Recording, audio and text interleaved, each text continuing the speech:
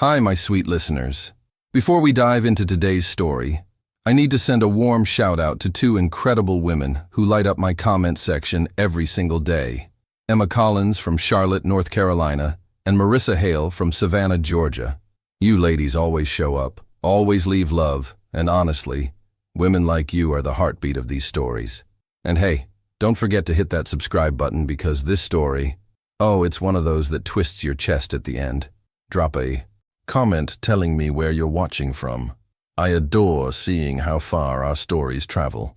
Before you read another word, I need you to understand something. What you're about to experience will change the way you think about second chances, hidden heroes, and the kind of love that sees past uniforms and job titles straight into the soul.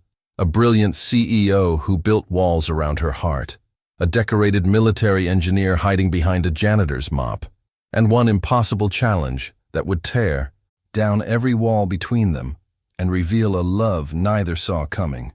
If you haven't subscribed yet, do it now, because this story has an ending so powerful, so moving, you'll want to share it with everyone you know. And trust me, you don't want to miss the other incredible stories coming your way. This is the kind of love story that reminds you why we believe in miracles. Now, let's begin. The voice cut through the hangar like ice. Jackson Harper looked up from his mop, the gray water still dripping onto the polished concrete floor. His eyes settled on the Airbus H-145 standing under the halogen lights, its engine cowling open like a wound. He'd been looking at it for maybe 5 minutes. Just curiosity, nothing more. The kind of curiosity a man can't help when he's spent half his life around helicopters, and the other half pretending he never did. Alexandra Winters stood 20 feet away, arms crossed, surrounded by a cluster of engineers in pressed shirts and ID badges hanging from lanyards around their necks. Her gaze landed on his oil-stained janitor's uniform like a laser finding its target, like staring at helicopters. Her voice was sharp, mocking. Dream of being a pilot someday? Laughter rippled through the group. Nervous laughter. The kind that happens when the boss makes a joke and everyone knows they're supposed to find it funny. Jackson said nothing. Didn't defend himself. Didn't explain. Just looked at her for one long moment with those steady gray eyes that had seen things most people only saw in nightmares, then went back to his mop. But the next time he looked up, it wasn't to stare. It was to save her entire company. Alexandra Winters was born into aviation royalty. Her father had built Winters Aviation Technologies from a 2-hangar operation into a powerhouse of civilian aircraft manufacturing. The company specialized in medical transport helicopters, sleek, fast machines that could land on hospital rooftops and carry critically injured patients through storms that grounded everything else. Her mother, a former Air Force flight instructor, had left when Alexandra was 9. She died 3 years later in a small plane crash off the coast of Maine. The official report said it was mechanical failure. Alexandra never believed that. Her mother was too good, too careful. But the insurance company paid out. Her father never remarried. And Alexandra learned early that love was temporary. Perfection wasn't. She graduated summa cum laude from Wharton at 22, youngest in her class, with a double major in business administration and aerospace engineering. Took over operations at 28, when her father had a massive stroke that left him paralyzed on his left side and unable to speak more than a few slurred words. By 34, she'd pulled the company back from the edge of bankruptcy, a bankruptcy her father's old guard executives had driven them toward with outdated manufacturing processes and bloated overhead costs. The press called her the Ice Queen of Aviation. She never corrected them. The name fit. She wore sharp suits, Armani usually, in charcoal gray or midnight blue. Moved like a blade, cutting through boardrooms and factory floors with equal efficiency. Spoke in clipped sentences that left no room for negotiation, no space for weakness, no tolerance for excuses. Her office overlooked the test facility in the northern part of Washington state, a sprawling complex of hangars, laboratories, and airfield. Tarmac, where prototypes were born, and dreams either took flight or crashed. The office itself was all glass and steel and sharp angles. No photographs on the desk, no personal touches, just quarterly reports, engineering schematics, and a view of the helicopters she'd spent her entire life building. She lived alone in a glass penthouse in downtown Seattle, 32nd floor, floor-to-ceiling windows that looked out over Elliott Bay and the Olympic Mountains beyond. No pets. Too much. Responsibility. No plants. She was never home long enough to water them. No one waiting when she came home, which was usually after 10 p.m., sometimes after midnight. She woke at 5 every morning, rain or shine. Seattle had a lot of rain. She ran 6 miles along the waterfront, past Pike Place Market when it was still dark and empty, past the ferry terminal, all the way to the Olympic Sculpture Park and back. Reviewed quarterly reports over black coffee. No cream, no sugar, nothing to soften the cacao. Bitterness. Was at her desk by 7:30, an hour before anyone else arrived. She had 3 numbers saved in her personal phone: her assistant Rachel, her lawyer Martin, and her father's nurse Patricia. That was enough. Everyone else could reach her through the company switchboard, or not at all.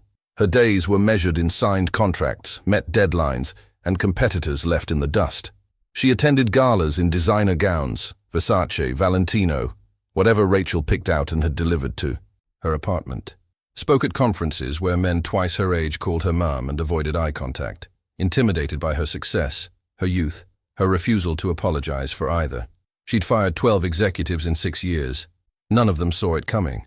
She didn't believe in warnings. Warnings were merciful, and mercy was weakness. She believed in results. You either delivered or you didn't. And if you didn't, you were gone by end of business, security escort to your car, personal belongings in a box. At night, when the city lights glittered below her penthouse windows like fallen stars, she sometimes stood at the glass and wondered if this was what winning was supposed to feel like. Empty, cold, alone. She never let herself wonder for long. There was always another contract to review, another competitor to outmaneuver, another crisis to manage. Sleep was inefficient anyway. 4 hours was plenty. Her father had taught her that. Sleep when you're dead, he used to say, back when he could still speak. Now he stared at her from his wheelchair with eyes that understood everything, but a mouth that could say nothing. And Alexandra wondered if he'd give back every hour of sleep he'd sacrificed for one more conversation, one more chance to tell her he was proud. She never asked. Some questions were better left unspoken. Jackson Harper had a different story. He'd been a senior aircraft engineer in the Army, warrant officer too, if you cared about rank, which he didn't anymore. Stationed in Iraq and Afghanistan for 6 years across 3 tours, responsible for keeping Black Hawks and Apaches in the air under impossible conditions, sandstorms that could strip paint off metal, temperatures that climbed to 120 degrees in the shade, enemy fire that turned maintenance work into combat operations. He could rebuild a turbine engine in the sand with a headlamp and a prayer, could diagnose a hydraulic failure by the sound it made, could patch bullet holes in rotor blades with sheet metal and aviation-grade epoxy, get the bird back in the air within hours when the manual said it needed a week in a proper facility. His hands knew metal and hydraulics the way a surgeon knows flesh and bone, intimately, instinctively, with a kind of understanding that went beyond training into something close to love. His wife, Sarah, had been a nurse, Army nurse, assigned to the VA hospital in Virginia, where Jackson went for his annual physical. They met in the hallway outside radiology. She was carrying a stack of patient files that she dropped when someone bumped into her. Jackson helped her pick them up. She smiled at him, a real smile, warm and genuine, not the fake politeness most people wore like a mask. 3 months later, they were married in a small chapel on base with 20 people in attendance and a reception at the Olive Garden, because that's all they could afford. She was kind, quiet, the type of person who remembered birthdays and left notes in his lunchbox. Little things. Have a good day. Love you. Don't forget we have dinner with your parents tonight. He'd find them when he opened his lunch, usually sitting in a helicopter hangar somewhere in Iraq, and they'd make him smile even when he was exhausted and covered in grease and hadn't slept in 30 hours. They had a daughter, Emma, born on a Tuesday morning in October, 6 pounds 3 ounces, with a full head of dark hair and her mother's eyes. Jackson was on leave, got to be there for the birth, held her in the delivery room, while Sarah slept off the exhaustion. He counted her fingers, counted her toes, marveled at how something so small and perfect could exist in a world he knew was full of ugliness and violence. But after Emma was born, Sarah fell into a depression so deep she couldn't climb out. Postpartum, the doctor said. Common, treatable. Give her time. But time didn't help. She stopped eating, stopped sleeping, sat on the couch staring at walls for hours. Couldn't hold Emma without crying. Couldn't feed her. Couldn't change her. Couldn't do anything except exist in some dark place Jackson couldn't reach no matter how hard he tried. Jackson took leave, emergency family leave, used up all his saved days, tried everything. Therapy, which Sarah attended like a ghost, sitting in the psychiatrist's office and nodding at questions, but never really engaging. Medication, 3 different prescriptions, each with side effects worse than the last. Long walks, which she'd take, with him pushing Emma in the stroller while Sarah walked beside them, silent and hollow-eyed. He'd tell her it would get better, tell her Emma needed her, tell her he loved her, and they'd get through this together. She'd nod, say she knew, say she was trying, but her eyes were empty, like all the light had been sucked out of her and there was nothing left but darkness. One morning Jackson woke up at 6 to Emma crying. Sarah's side of the bed was empty. He got up, checked the nursery. Emma was in her crib, hungry and wet. Changed her diaper, made a bottle, fed her while she clutched his finger with her tiny hand. Wondered where Sarah had gone. Checked the kitchen, the living room, walked through the whole apartment calling her name. Found her in the bathtub, cold water, empty pill bottles on the counter, 3 of them. All the medication she was supposed to be taking, all the pills gone. Her eyes were closed. Her skin was gray. Emma was 7 months old. He called 911, started CPR even, though he knew it was too late, had known the moment he saw her. The paramedics came, worked on her for 20 minutes, called it. Time of death, 6:47 a.m. The police came, asked questions, took notes, looked at him with pity and suspicion in equal measure until they were satisfied it wasn't murder. Emma cried in her carrier the whole time, tiny wails that broke his heart into pieces he'd never be able to put back together. He left the army 2 weeks later. Couldn't go back. Couldn't return to a world that demanded his focus when his daughter needed his presence. Couldn't fix machines when he hadn't been able to fix the one person who mattered most. Couldn't save helicopters when he hadn't saved Sarah. They gave him an honorable discharge, thanked him for his service, handed him his DD-214 and a folder of veteran resources he never opened. He packed up everything they owned, loaded it into his F-150, strapped Emma's car seat in the back, and drove west, away from Virginia, away from the memories, away from everything. Ended up in Seattle because it was as far west as you could go without driving into the ocean. Found an apartment in a neighborhood where rent was cheap because the buildings were old and the streets weren't safe after dark. Found work at Winters Aviation Technologies because they were hiring night janitorial staff and didn't ask too many questions. Now, 7 years later, Jackson worked the night shift as a janitor, 11 p.m. to 7 a.m., 6 days a week. They paid enough to cover rent and Emma's school expenses, barely, but enough. The hours let him drop her off in the morning at 8:30, sleep for 4 hours while she was at school, pick her up at 3, spend the afternoon and evening with her, then head to work when she went to bed at 10. Nobody at Winters knew he'd once sat in briefings at the Pentagon. Nobody knew he'd been decorated twice. Army Commendation Medal for keeping a downed Black Hawk flying long enough to get the crew to safety, and a Meritorious Service Medal for his work maintaining the entire fleet for his unit during a 6-month deployment in Afghanistan. Nobody knew he still kept his old toolkit in the truck of his truck, wrapped in canvas and hidden under a tarp, like a secret he wasn't ready to face. To them, he was just the guy who mopped floors and emptied trash cans, the invisible man who cleaned up after everyone else went home. And that was fine. That was safe. That was simple. Emma was everything. She loved robots, coding, asking him questions like, "Dad, can you fix anything that's broken?" She'd ask it seriously, those big dark eyes looking up at him with absolute faith, complete confidence that her father could solve any problem, repair any damage, make anything work again. He always said yes, even when he wasn't sure, even when he knew some things couldn't be fixed. Because that's what fathers do. They give their children hope, even when they have none themselves. She had Sarah's eyes and his stubbornness, Sarah's kindness and his determination.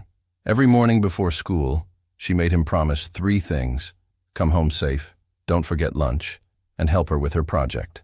She'd been working on that project for 2 months now, a small autonomous vehicle that could navigate obstacles using sensors she'd programmed herself.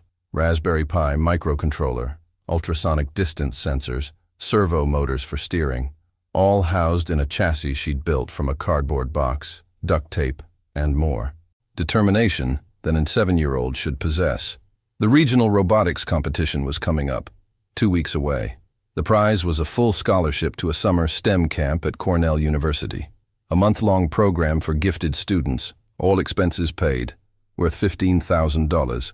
Emma wanted it more than anything. Drew pictures of herself in a lab coat working with college students.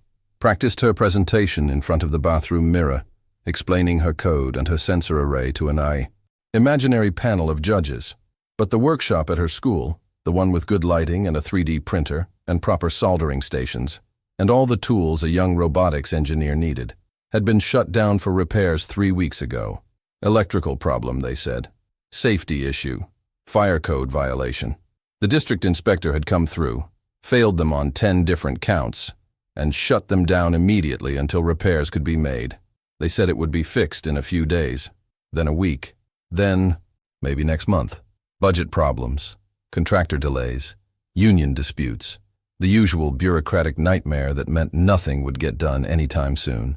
So Emma worked at home under a desk lamp that flickered because the wiring in their apartment was almost as old as Jackson was. Worked with tools Jackson bought at the hardware store, a cheap soldering iron that barely got hot enough, wire strippers with dull blades, a multimeter from the discount bin. She never complained, just squinted at her. Circuit boards, measured her voltages, programmed her sensors, and told him, "It's okay, Dad, I can do it." But she shouldn't have to. She was 7 years old. She deserved good lights, deserved the same tools as the other kids, the ones whose parents could afford private robotics programs and summer camps without scholarships, deserved a fair chance. Jackson called the school twice, left messages for the principal and the facilities manager. Nobody called back. So when Alexandra Winters made her offer that day in the hangar, Jackson wasn't thinking about his job, wasn't thinking about his pride, wasn't thinking about the humiliation of being challenged like that in front of 20 engineers who already looked at him like he was invisible. He was thinking about Emma, about the lights in that workshop, about the look on her face when she'd shown him the vehicle for the first time, proud and nervous in equal measure, and said, "Dad, do you think I can really win?" He'd told her yes. Because that's what fathers do.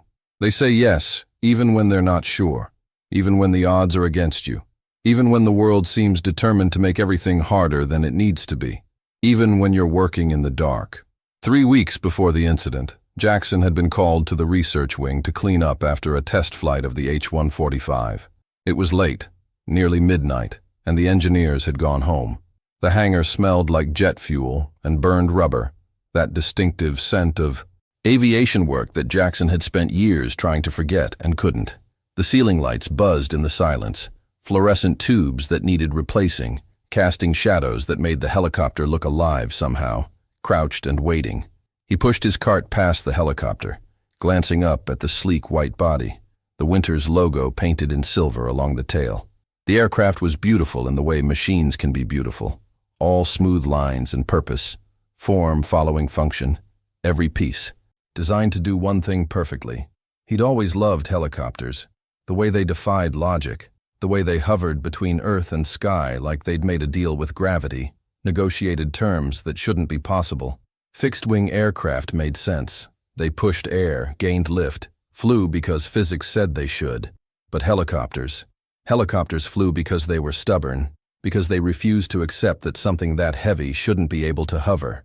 As he mopped the floor near the control station, slow, methodical strokes, the same pattern he'd been using for 7 years, he noticed something.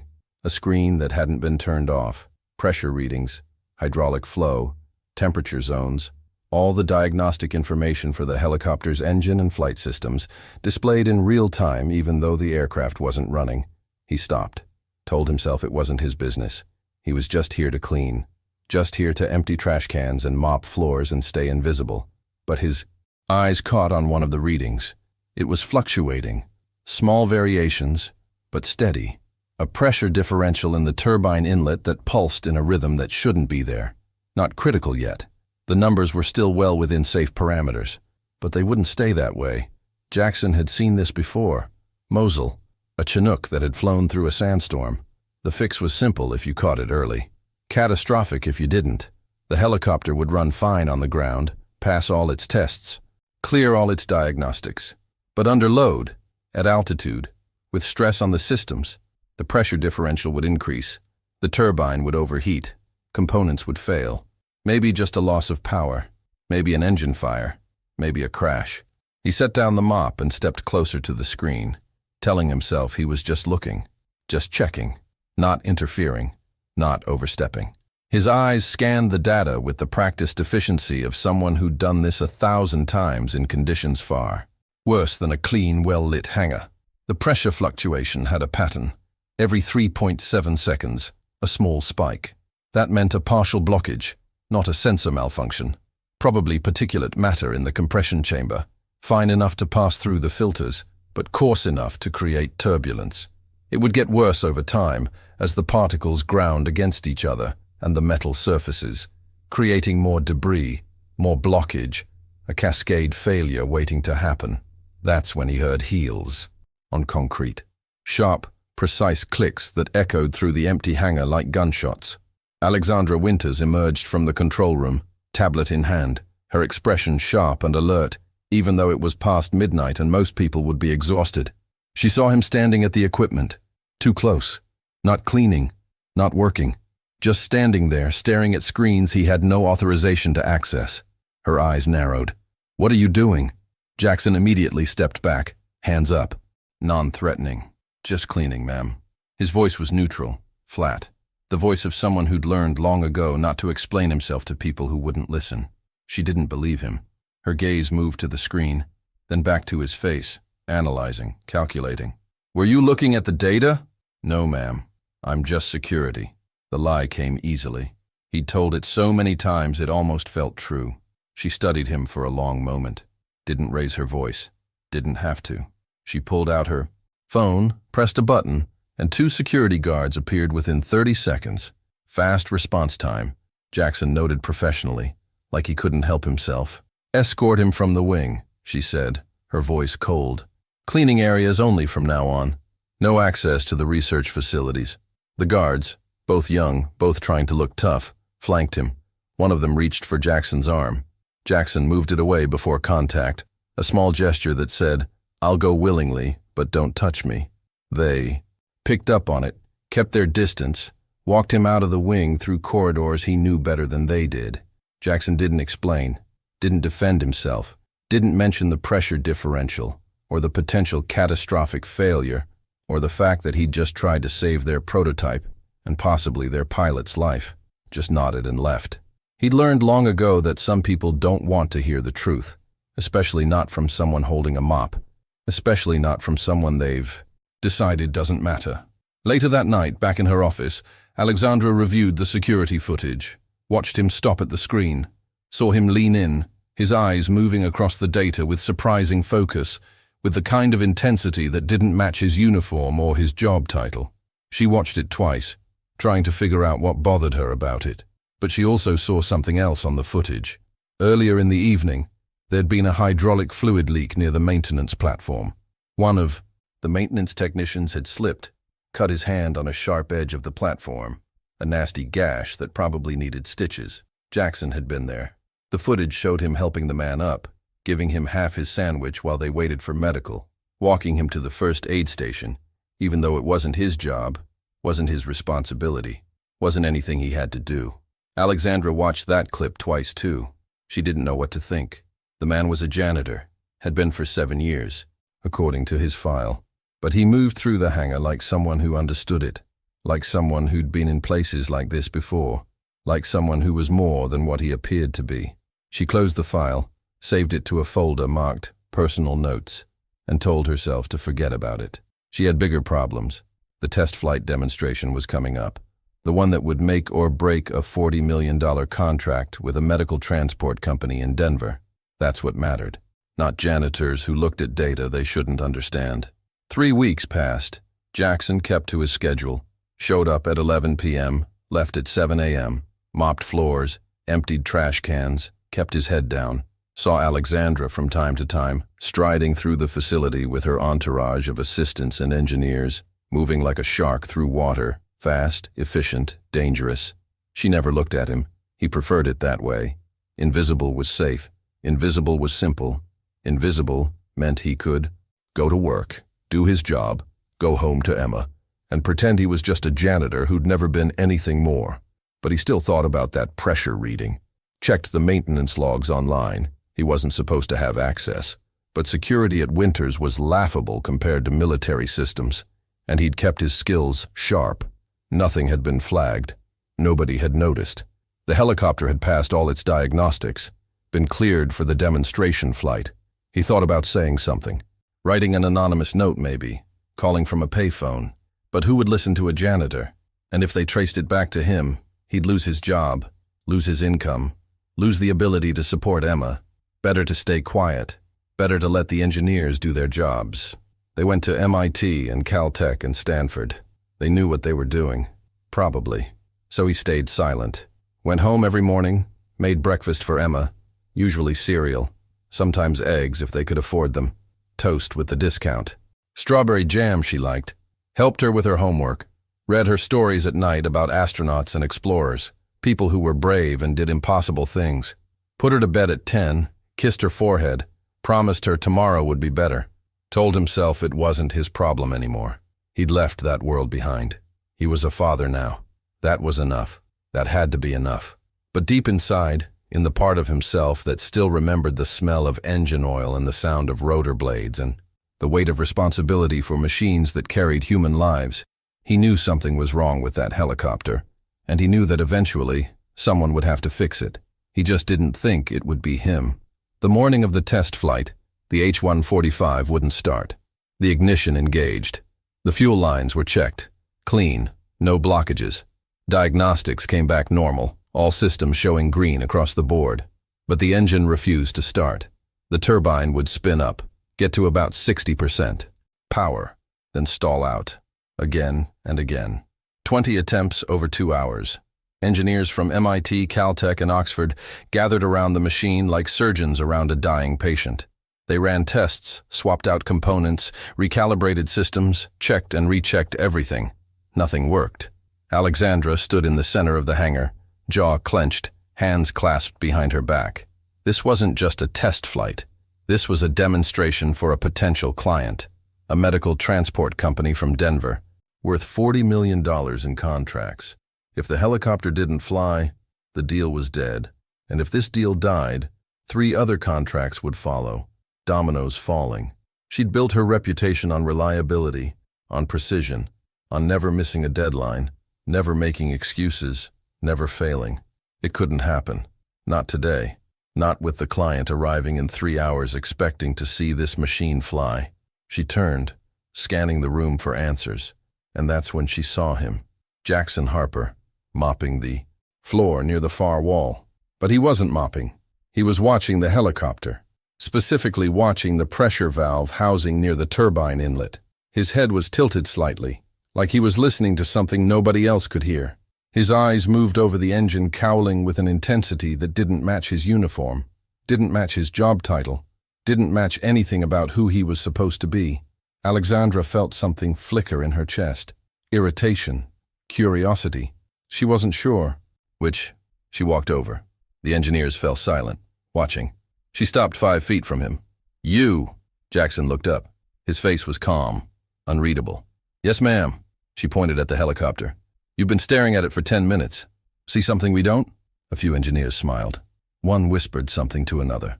Someone laughed quietly, nervously. This was entertainment. The Ice Queen calling out the janitor. This would be a story they told for years. Alexandra didn't smile, just kept, her eyes on Jackson, waiting. "Tell you what," she said. Her voice was cold and clear as glass, carrying through the hangar like a blade. "Fix that helicopter, and I'll kiss you right here in front of everyone." The hangar went completely silent. Someone's tablet buzzed. Nobody moved to silence it. Jackson didn't flinch, just looked at her, then at the helicopter, then back.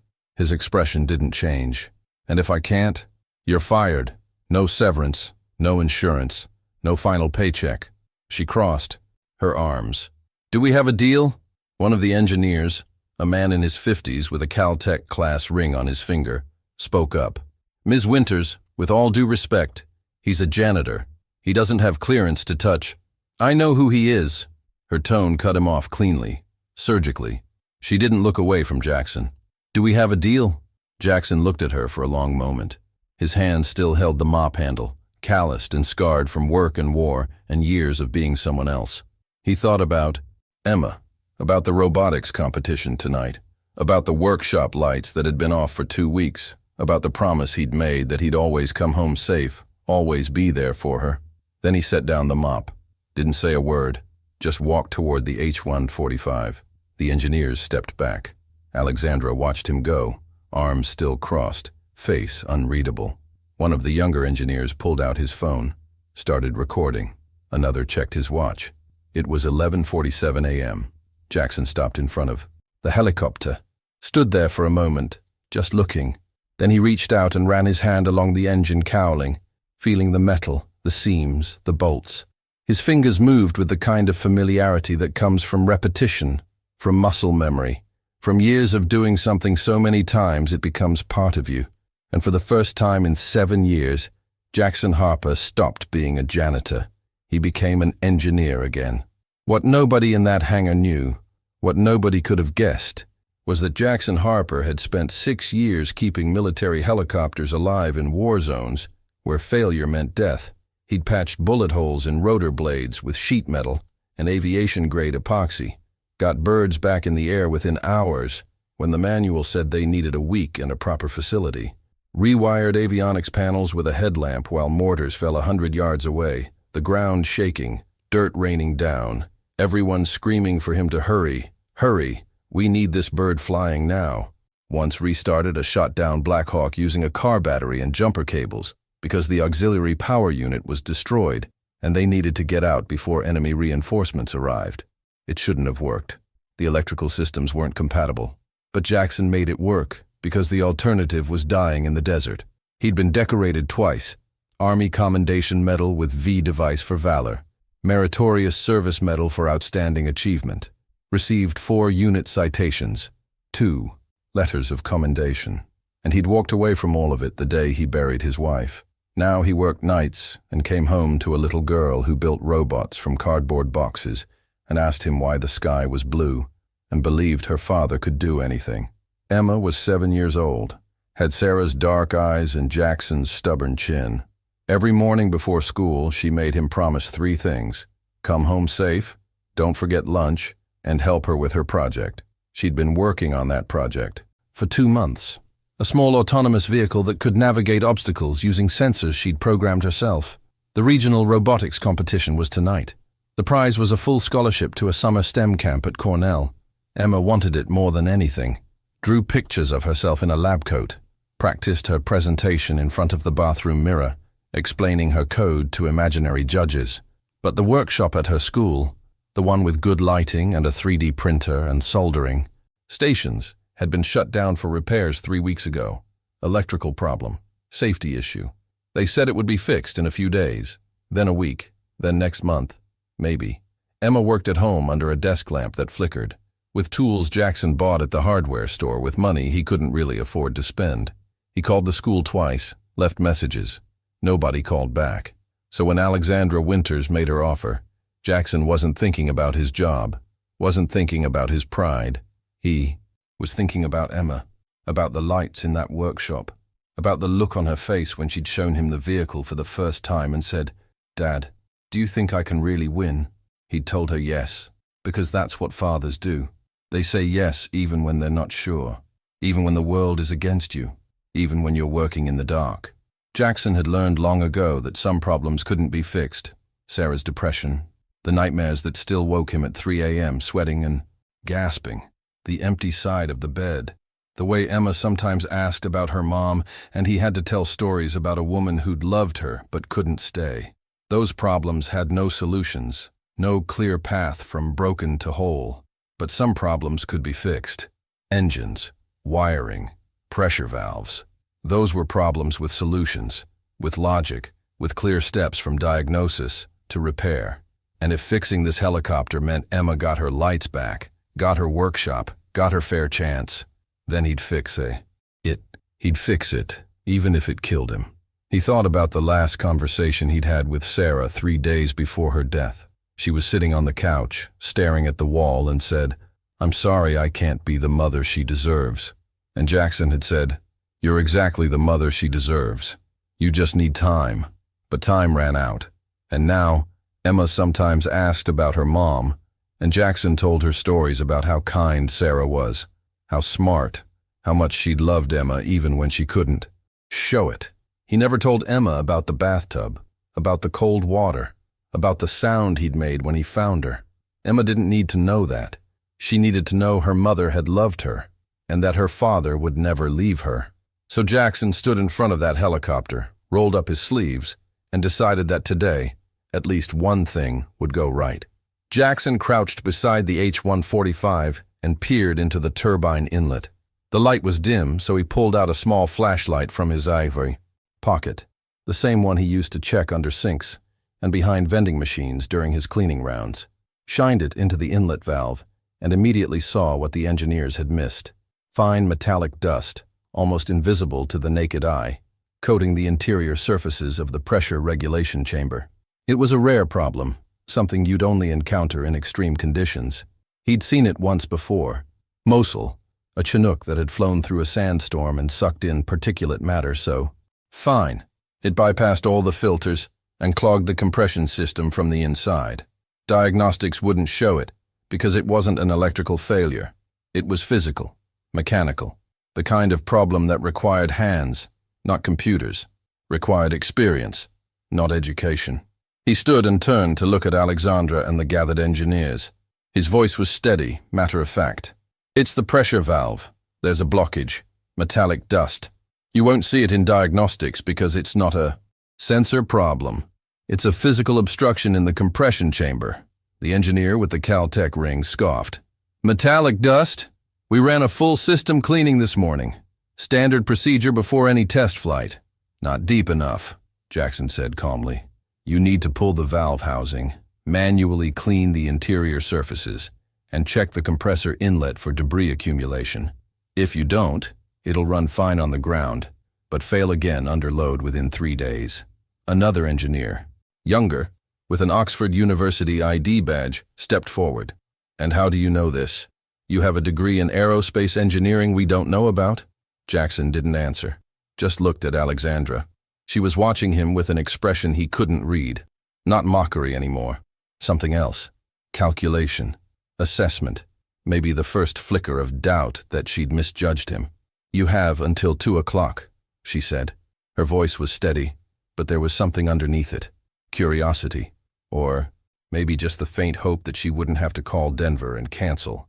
If that bird flies by 2, you get your kiss and you keep your job. If it doesn't, you're fired. No appeal, no second chance. Clock starts now."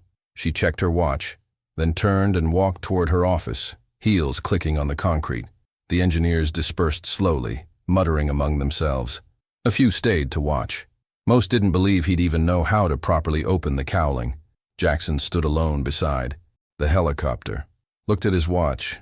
It was 11:47 a.m. He had 2 hours and 13 minutes. He thought again about Emma, about her sitting in that dark workshop with a flickering desk lamp, trying to solder circuits she could barely see, about how she never complained, about how she'd look at him with those serious eyes and say, "It's okay, Dad, I can do it." But she shouldn't have to. She was 7 years old. She deserved good lights, deserved the same tools as the other kids, deserved a fair chance. Jackson took a breath, then walked to the janitor's office, opened his locker, and pulled out a bag he'd kept hidden behind cleaning supplies for 7 years. Inside was his old toolkit, military-grade precision instruments. Some he'd bought with his own money during his service. Some he'd fabricated himself in base workshops, custom tools for custom problems. He'd told himself hundreds of times he should sell them, that he didn't need them anymore, that he'd left that life behind. But he'd never been able to let them go. They were all he had left of who he used to be. He carried the bag back to the hangar, set it on the floor beside the H-145, and slowly unzipped it. The tools gleamed under the fluorescent lights. Torque wrenches, precision screwdrivers, digital multimeter, fiber optic inspection camera that he'd won in a poker game in Kandahar from a Navy mechanic who didn't know when to fold. He picked up the first tool, a ratchet wrench with a custom grip he'd wrapped himself. It fit his hand like it had never left, and for the first time in 7 years, Jackson Harper stopped pretending to be someone else. He got to work. He started by removing the engine cowling. 6 bolts, each requiring a specific torque sequence to avoid warping the housing.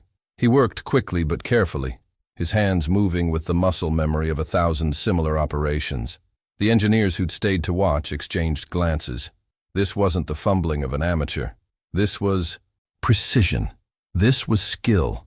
Within 8 minutes, the cowling was off. He set it on a clean tarp he'd pulled from his cart, laying it down gently, treating it with respect. Next, he disconnected the electrical harness powering the pressure valve assembly. 12 connections, color-coded, but only if you knew the military system that differed from civilian standards. He disconnected them in sequence, marking each one with small pieces of tape from his toolkit, labels written in his own shorthand, that nobody else would understand. Then came the valve housing itself. This was the tricky part. The housing was a complex piece of engineering designed to regulate pressure differentials during flight. Removing it required disconnecting 3 hydraulic lines and an array of sensors. One wrong move, and he'd flood the system with fluid or break a sensor that cost $12,000 to replace. He worked slowly here, carefully, could feel eyes on his back. Someone was recording. He didn't care. He was in that zone now. That place where nothing existed except the problem and the solution, where time slowed down and his hands knew what to do before his brain could form the thought. At 12:23 p.m. he had the valve housing free. It was heavier than it looked, solid metal machined to tolerances measured in microns. He carried it to a workbench, set it down, opened it up. The interior was coated with that fine metallic dust, exactly as he'd diagnosed. He was right. He'd known he was right. But seeing it confirmed still felt good. Still felt like he wasn't completely useless, wasn't completely washed up, wasn't completely broken. He used a microfiber cloth and aviation-grade solvent to clean every surface, checking his work with the fiber optic camera to make sure he didn't miss anything. The dust came off slowly, revealing clean metal underneath, surfaces that gleamed in the camera's LED light. While the valve housing dried, he turned his attention to the compressor inlet. This was harder to access. Had to remove a secondary panel and reach into a space barely wide enough for his arm. Used a vacuum probe to extract the particulate matter, working blind, guided only by feel and experience. Sweat dripped down his temple. His arm ached from the angle, muscles screaming in protest. But he kept going. At 1:14 p.m. he pulled his arm out. The vacuum canister was coated with a thin layer of metallic dust. He'd gotten it all. Now reassembly. Connected the valve housing. Reconnected the hydraulic lines, 3 of them, each with specific torque requirements, each with O-rings that needed to seat perfectly, or they'd leak under pressure. Reattached the sensor array, checking each connection twice, 3 times. Connected the electrical harness, matching his tape labels, making sure every wire went exactly where it belonged. Every connection had to be perfect. Every bolt had to be torqued to specification. One mistake and the engine wouldn't just fail to start, it would catastrophically fail, probably during flight, probably killing whoever was piloting it. At 1:38 p.m., he was connecting the last electrical connection. His hands were covered in grease despite the gloves. His back ached. His knees hurt from crouching on concrete for hours. But the work was done. Almost. He ran a manual pressure test using a gauge from his toolkit. The needle climbed smoothly. No fluctuations, no drops. Good. He closed the cowling, torqued the bolts in sequence. Diagonal. Pattern, 3 passes, 35 foot-pounds, and stepped back. The engineers had returned. More of them now. Word had spread. Someone told someone who told someone else. Now there were maybe 20 people watching. 20 people who wanted to see if the janitor could do what engineers from the best schools in the world couldn't. Alexandra appeared at 1:50 p.m. Said nothing. Just stood there with her arms crossed, face unreadable. Jackson wiped his hands on a rag, looked at her. Try it now. She walked to the pilot's door, climbed into the seat, reached for the ignition. The hangar fell silent. You could hear the ventilation system humming. Someone coughed, someone else shifted their weight, and their shoes squeaked on the concrete. Alexandra turned the key. The starter whirred. The turbine began to spin. Slowly at first, then faster. The rotor blades shivered, then began to rotate.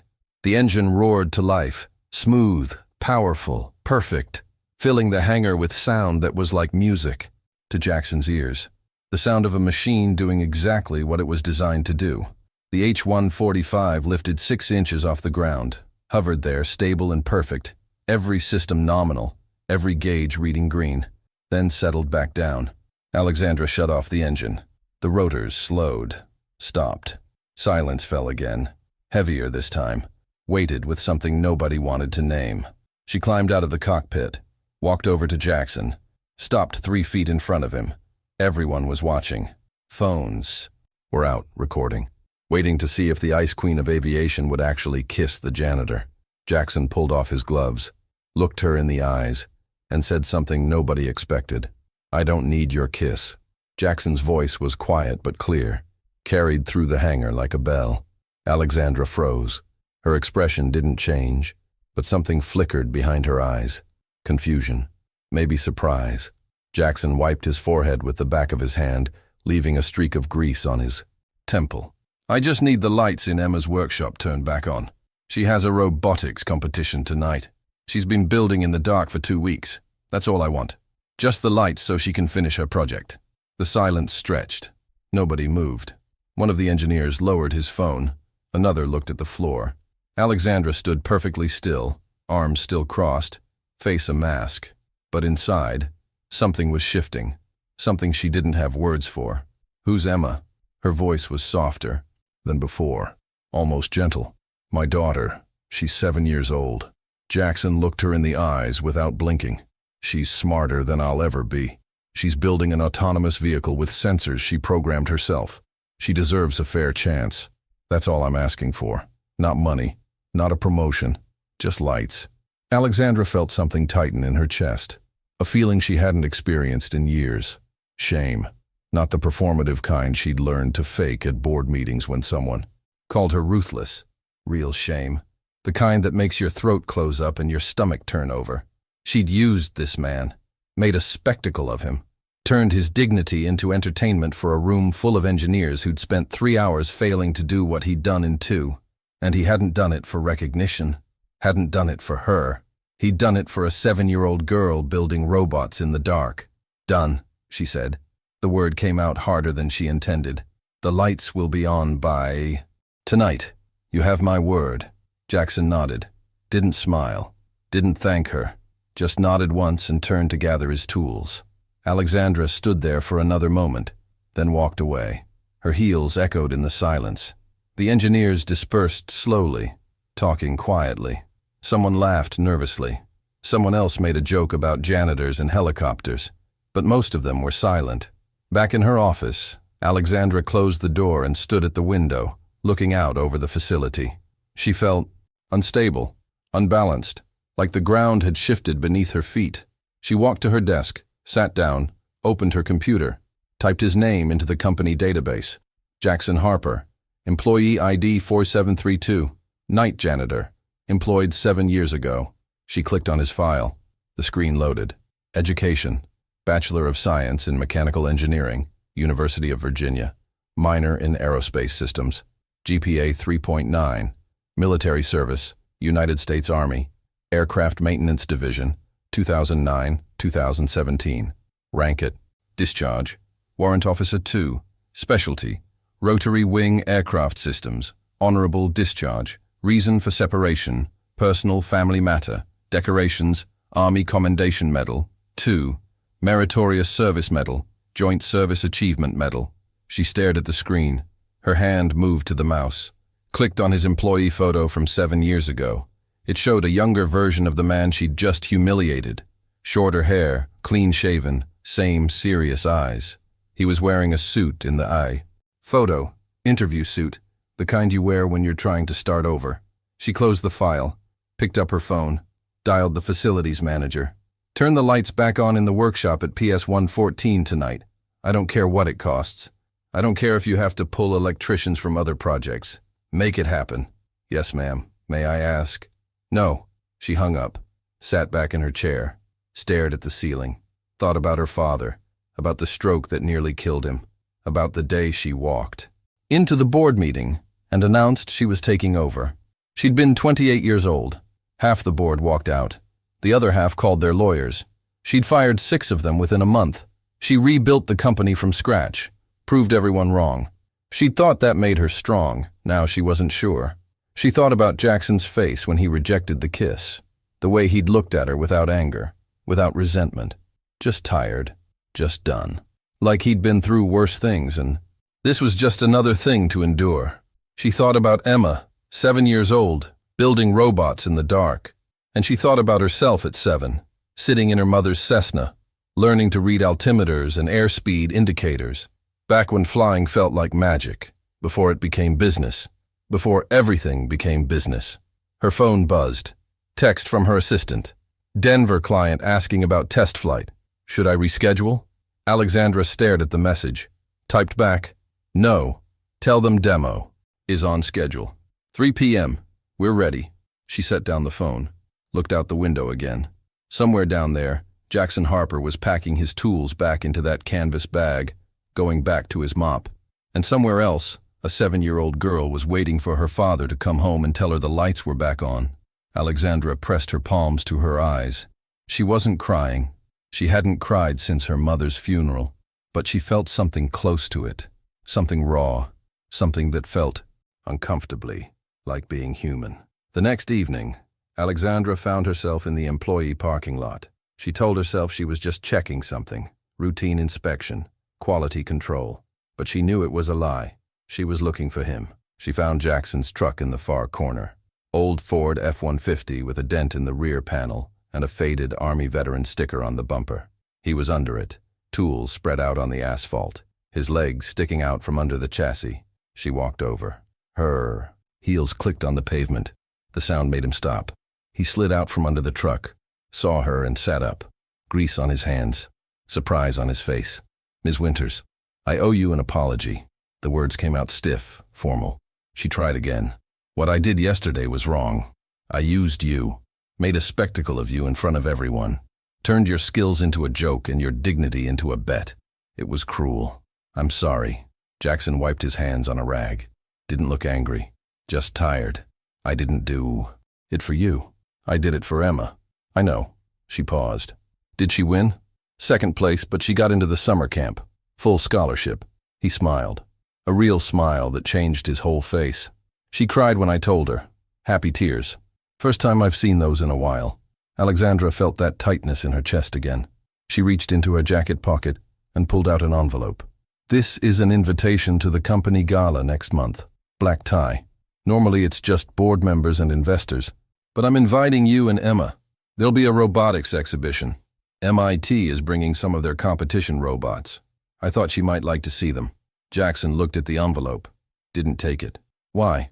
Because I want to apologize properly. And because your daughter sounds brilliant. She should meet people who understand what she's building. Alexandra held out the envelope. No pressure. Just an offer. If you don't want to come, I understand. Jackson took it, looked at it. The paper was heavy, expensive, embossed with the Winters Aviation Technologies logo. I'll think about it. That's all I'm asking. Alexandra turned to leave, then stopped. Jackson? Yes. Thank you for fixing the helicopter and for reminding me what humility looks like. I think I'd forgotten. She walked away before he could respond, got into her car, a black Tesla that probably cost more than Jackson earned in 3 years. Sat in the driver's seat for a moment, hands on the steering wheel, staring at nothing. Then she started the engine and drove home. That night, she couldn't sleep. Kept thinking about Emma, about a 7-year-old girl soldering circuits under a desk lamp, about Jackson rejecting the kiss because all he wanted was lights. She got up at 2 a.m., made coffee, sat at her kitchen counter with her laptop, opened the company charitable foundation account, typed in PS 114, the school Emma attended. Approved a grant for $50,000. New equipment for the STEM lab. Robotics program. Scholarships for students who couldn't afford competition fees. She submitted it, closed the laptop, and finally, for the first time in days, felt like she could breathe. 3 weeks later, Emma won first place at the regional robotics finals. Her vehicle completed the complex obstacle course in under 2 minutes, faster than any other competitor. The judges called it innovative, elegant, advanced beyond her age group, said she had a natural gift for engineering, for problem solving, for seeing solutions nobody else could see. Alexandra was there, sat in the back row in jeans and a plain sweater, no makeup, no jewelry, just another parent in a crowd of parents. She watched Emma's face light up when they called her name, watched Jackson lift her onto his shoulders while she held the trophy over her head like a champion, and felt something she hadn't felt in years. Joy. Not the cold satisfaction of closing a deal. Real joy. Warm and uncomplicated. After the ceremony, Emma ran up to her. "You're my dad's boss." Alexandra crouched to her level. Something like that. "Are you his girlfriend?" Alexandra froze, looked at Jackson, who was standing a few feet away, trying very hard not to laugh. "No," she said carefully. "I'm just a friend." "Oh," Emma looked disappointed. "I thought you were pretty." Alexandra's throat tightened. "Thank you, Emma. I think you're brilliant." Emma grinned, then ran back to her dad to show him something on her tablet. Alexandra slowly stood. Jackson walked over. "Sorry about that. She's been asking a lot of questions lately." "It's fine."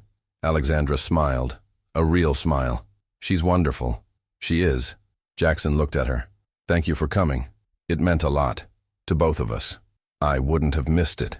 A week later, Alexandra called Jackson to her office, offered him a position as senior test engineer, full benefits, salary triple what he was making, signing bonus. He refused. "I appreciate it, really. But I don't want to go back to a world where people are measured by titles.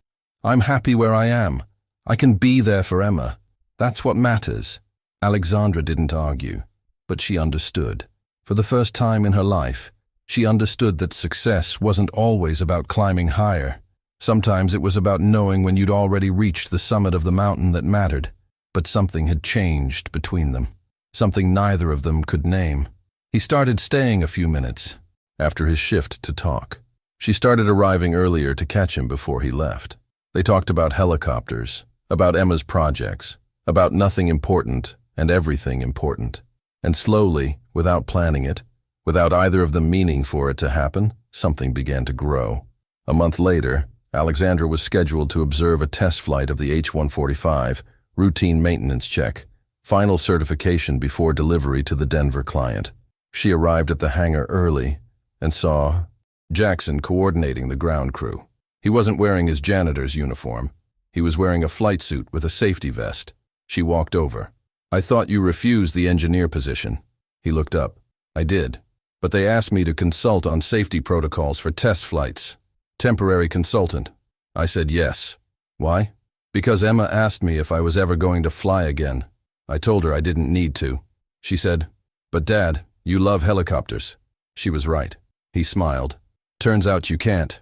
Hide from 7-year-olds." Alexandra laughed. A real laugh, light and genuine. After the flight, successful, flawless, better than anyone expected, she found him near the H-145.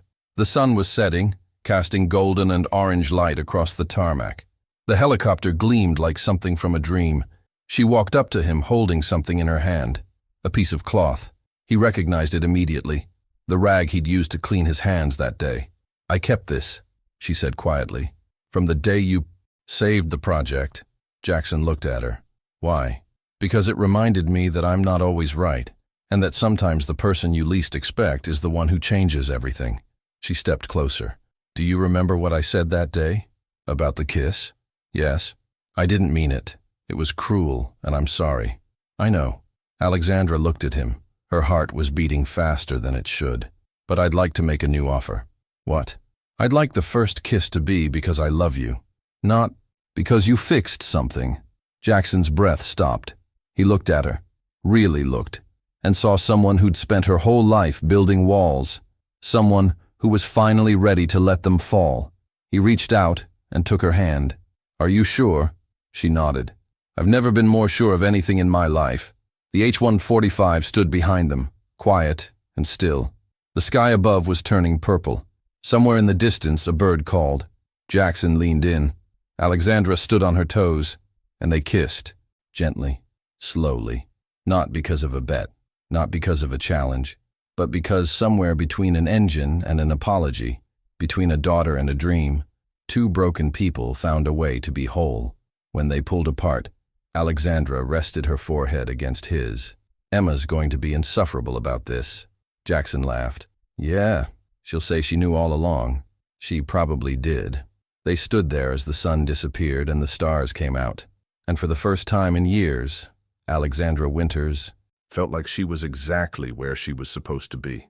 Not in a boardroom, not in a penthouse, but here, with him, under the sky where helicopters were born and love learned to fly.